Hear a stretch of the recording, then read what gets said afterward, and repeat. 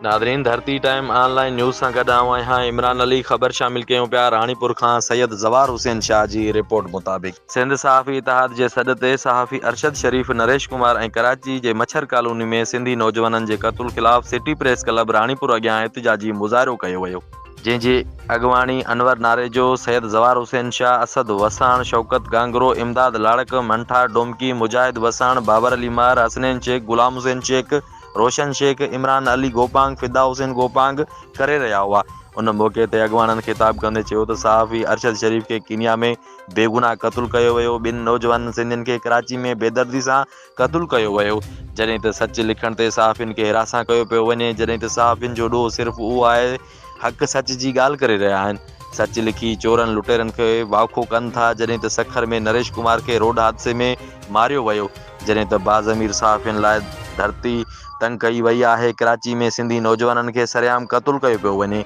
जॾहिं त सिंधियुनि खे अक़लियत में तब्दील कयो पियो वञे। सिंध दुश्मन कराची में ॿाहिरियां बर्मी, बंगाली, अफ़गानी पठाणनि जी लोध घुराए कॉलोनियूं ठाहियूं पियूं वञनि, जेका वॾी ज़्यादती आहे, उनजो नोटिस वरितो वञे। प्रेस क्लब राणीपुर में मौजूद आहियूं ऐं मां तव्हांखे ॿुधाईंदो हलां त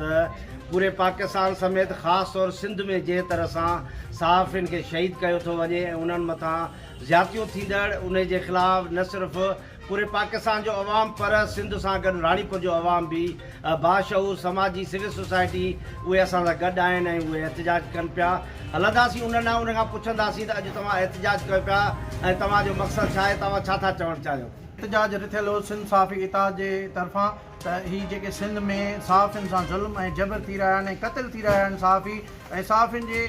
हिन वक़्तु जेके कूड़ा केस या सहाफ़ी अरशद शरीफ़ क़त्ल कयो आहे त उन्हनि जा पेरा काॾे था वञनि ऐं सहाफ़ियुनि खे आख़िर क़त्ल छो थो कयो वञे? छा सच ॻाल्हाइणु हिकु गुनाह बणिजी वियो आहे? छा सिंध में या पाकिस्तान में कोई बि सच न ॻाल्हाए? हीअ सहाफ़ी ई आहिनि जेके हिन वक़्तु सच ऐं हक़ जो आवाज़ु आला ऐवाननि ताईं पहुचाइनि था ऐं उन्हनि खे जेके सच ॻाल्हाईंदड़ सहाफ़ी आहिनि उन्हनि खे क़त्ल कयो थो वञे। त मां चवंदुमि त हीअ क़त्ल बंदि कया वञनि, हीअ नाइंसाफ़ी बंदि कयूं वञनि ऐं सहाफ़ियुनि खे बि पंहिंजी शहरियत ऐं शहरी हिसाब सां पंहिंजो जीअण ॾिनो वञे त बहितरु थींदो।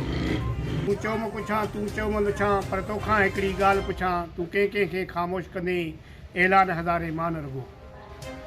अॼु जो हीअ एहतिजाज जेको आहे उहो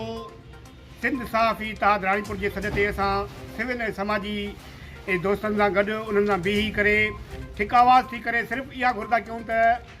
पूरे पाकिस्तान ख़ासि तौर ते सिंध में जेको आहे कलम धड़ियुनि ते ऐं सहाफ़ी सिथ ते जेके हमला कया था वञनि उन्हनि खे सरेआम क़त्ल कयो थो वञे पियो, मारे थो वञे पियो। आख़िरकार सिंध जे सहाफ़ी दोस्तनि ऐं उन्हनि कलम धड़ियुनि जो कहिड़ो ॾोह आहे, उहे हक़ सच जो आवाज़ु बुलंद करे आम आवाम जो जेको आवाज़ु आहे आला ऐवाननि ताईं पहुचनि था। उन्हनि जो ॾोह सिर्फ़ु इहो आहे, असां उन्हनि जे बेरहमाना क़त्ल जी मुकमिल शफ़ाफ़ जांच कराइण था चाहियूं ऐं सहाफ़ी अरशद शरीफ़ जेको कीनिया में मारियो वियो उन जे क़त्ल जी पिण इंसाफ़ जी घुर कयूं था। ऐं जेके कल्ह सिंधी ॿ दोस्त कराची में मच्छर कॉलोनी में क़त्ल कया विया आहिनि, एमन जावेद ऐं इसाक पवर जे खून ऐं नरेश कुमार सहाफ़ी जे क़त्ल जी आला अदालती जांच करण था चाहियूं। जेको आहे सिंध सहाफ़ी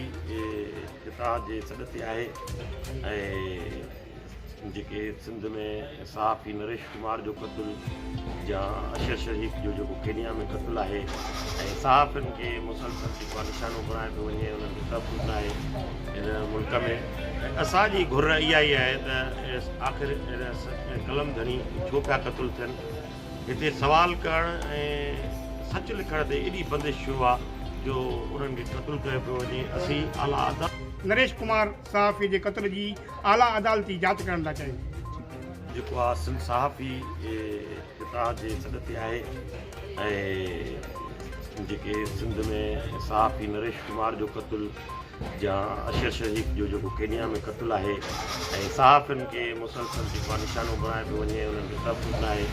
हिन मुल्क में। असांजी घुर इहा ई आहे त आख़िर कलम धनी छो पिया क़त्ल थियनि, हिते सवाल करणु ऐं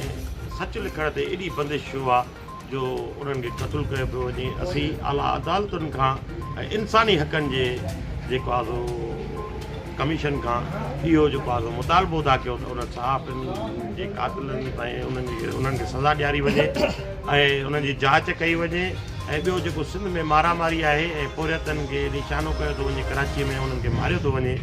ऐं इहो जेको बेदर्दी सां बेगुनाह क़तलु कया विया आहिनि, असां उन्हनि जे क़ातिलनि खे जेको आहे सो फांसीअ ते ॾिसणु चाहियूं था ऐं असांजो इहो ई मुतालबो आहे त हीअ मारामारी हीअ क़त्लेआम बंदि कयो वञे। अवामी रानीपुर सिटी प्रेस क्लब में अॼु सिंध सहाफ़ी इताद पारां हिकिड़ो उठायो वियो आहे। उन में असां गवर्नमेंट खां सिंध खां ऐं गवर्नमेंट पाकिस्तान खां मुतालबो था कयूं त बेगुनाह असांजे सहाफ़ियुनि जो क़त्लेआम कयो पियो वञे ऐं असांजे सिंधी मज़लूम भाइरनि खे बेगुनाह शहीद कयो पियो वञे ऐं असां इन जी पुरज़ोर इन शइ जी मज़म्मत बि कयूं था ऐं आला अख़्तियारनि खां अपील बि कयूं था त उन्हनि जे खूननि सां इंसाफ़ कयो वञे ऐं असां सहाफ़ियुनि भाई